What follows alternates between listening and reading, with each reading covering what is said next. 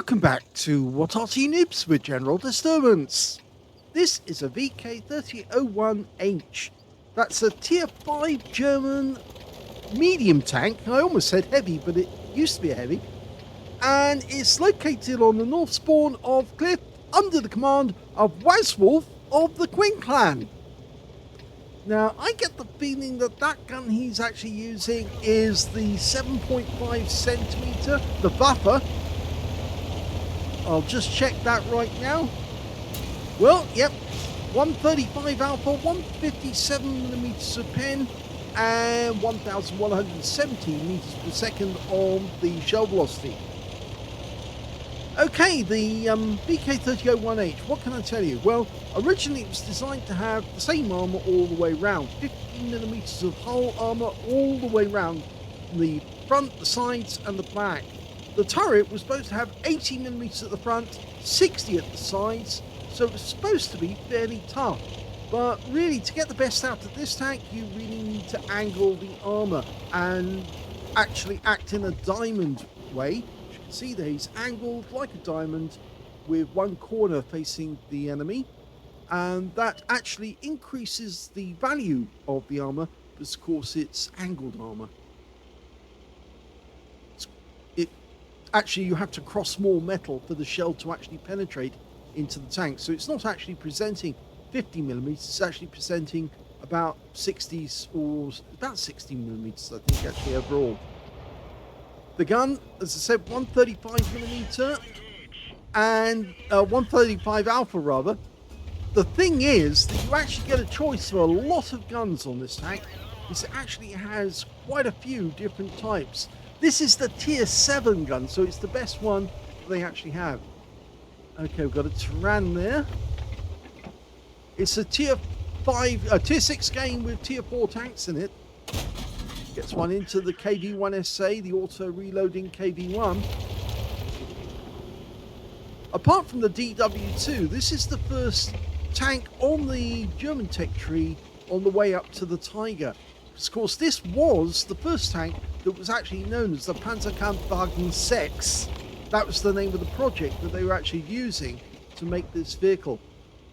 Unfortunately, the VK3001H was supposed to be a 30-ton tank, but actually ended up being 41 tons, so they went a bit overweight. It was also not really successful in the trials. They did build 2 prototypes and they tested them, but in the end they decided it wasn't what they wanted, and therefore the hulls were actually used to make the Sture Mill. Yep, that's the Sture Mill hull you're looking there, but it was changed around to actually make the Sture Mill. And the turrets, well, they were sent to the Atlantic Wall and they were used as gun emplacements.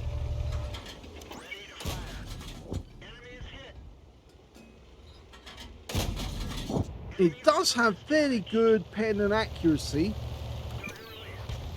Also fairly long range accuracy, as you can see here. And it's very effective hull down because, of course, that thickness of the metal on the turret. It's the first German tank that you can actually fight with, because the Der Bruchswagen is not really a breakthrough tank at all. That's what it was designed to be, but it's not really one. This was also designed to be a breakthrough tank, a heavy tank, but it didn't work.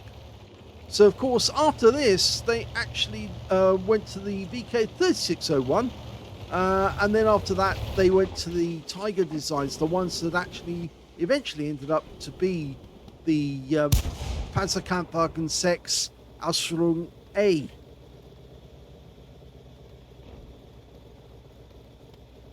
Well, you can't see the enemy at the moment, but he's been sending a few rounds down there just in case the enemy are unspotted, so they get hit.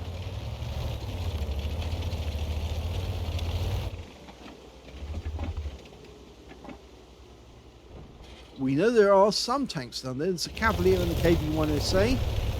The enemy team is starting to lose tanks elsewhere.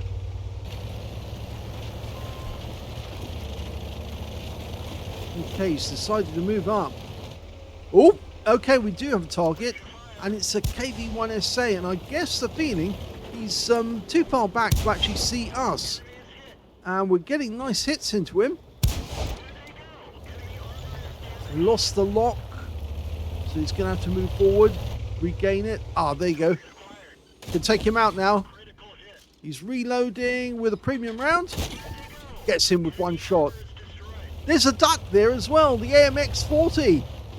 Now, ducks can be difficult to kill sometimes because they've got very well-rounded armor, but with this 7.5 centimeter gun, it should actually be quite easy to get through. Okay, let's see what we can do. He's bounced one round off us already, and that was an armor piercing, and it failed. And now he's firing HE at us, which isn't really going to work. It is going to do some damage, but we're going to do far more damage. That last shot was a high roll. That bounced off the armor. No, that one didn't work either. That's better. Just round the corner, we've got an Excalibur. Now, that's a premium tank, a premium heavy. Oh, and up there we've got a Cavalier. Now, we could be able to take that guy out from here. I know it's a long way away, but this thing's got a fast shell velocity, so he can get damage at long range. Okay, there's the Excalibur. What's going on here? His turret is wagging. I think that person's lost control of their tank. The gun's down. He's not even responding to us. I think he's in a premium tank and he's either lost control. He's not even responding to us. It looks like, yes, his gun's down. He's not playing properly. One more to kill, and in fact the KV2 gets the kill, and that is the end of the game. But it was a good game for Wazwulf.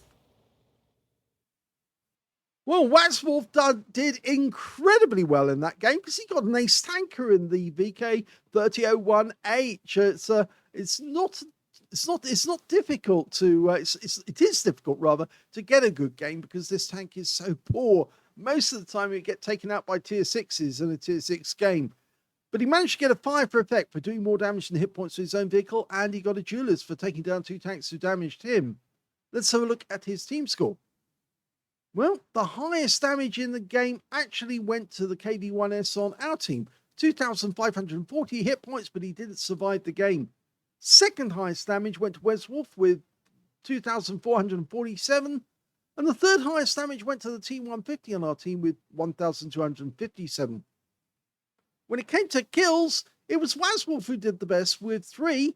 2 kills went to the T150, the KV2, the M10 RBFM, the Stuttgart Aslains. I think that's the B version there. Yes, it is the B. And the QU1NN on our team. And nobody on the enemy team managed to get more than 1 kill. In fact, only 3 players on the enemy team managed to get kills at all. So, fairly poor game by the other side. Possibly they were a bit noobs, you could say. When it came to base XP, he's actually in top on that as well. So he's got top on 2 columns, second on the third. 1,154 went to Wazwulf, 1,118 went to the QU1NN, and the next highest scorer was the T150 with only 687. He fired 33 rounds in the game, but he got 25 direct hits on the enemy and 19 penetrations. 2,447 hit points of damage, of which 616 were at more than 300 meters. 9 hits received, 5 non-penetrations, 4 hits by way of splash. Most of those from the, in fact, I think all of them were from the AMX-40 Duck, who ended up just firing HE at him to get some damage. 220 hit points of damage blocked by armor. He spotted 3 enemy vehicles, damaged 6, killed 3, and did 486 hit points of damage assistance. On a premium count, he actually made 9,415 credits from the game, and he also got 6,924 experience points, and yes, he got a personal missions payout on that one as well. So the VK3018, it's best played at a distance from the enemy because although he has got fairly thick armor, it's not up to the standards of, say, a KV1 and some of the other tanks you'd meet at tier 5.